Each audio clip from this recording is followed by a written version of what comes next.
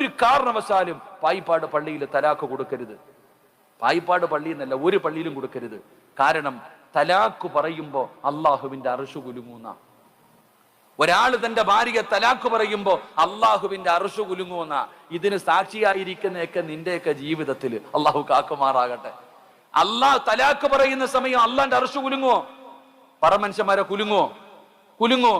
സമദ് ഉസ്താദ് ഉംറയ്ക്ക് പോയിട്ട് വന്നു. ഇവിടെ നമ്മള് അബ്രഹത്തിന്റെ ആനപ്പടയെ അള്ളാഹു തകർത്ത സ്ഥലമാ. മക്കത്ത് പോകുമ്പോ കാണാം. തബ്ബത്ത് യദാ അബീ ലഹബിൻ വതബ്. നമുക്കറിയാലോ, അവിടെ പോയി കാണില്ലേ?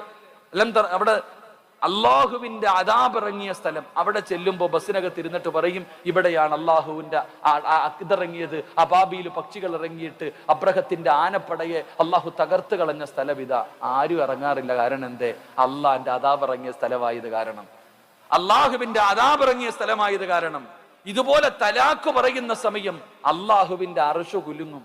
ആ മജ്ലിസിൽ ഇരിക്കുന്ന സെക്രട്ടറിയും പ്രസിഡന്റും സൂക്ഷിച്ചോ, അള്ളാഹു കാത്തിരക്ഷിക്കുമാറാകട്ടെ. ഉറക്കപ്പുള്ള കാത്തിരക്ഷിക്കുമാറാകട്ടെ.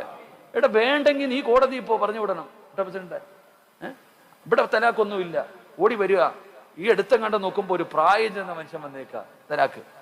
പ്രായം ചെന്ന് തലാക്ക് വേണ്ടെങ്കിൽ കോടതി പൊക്കോണം. നമുക്ക് മസ്ലഹത്ത് മാത്രമേ ഉള്ളൂ.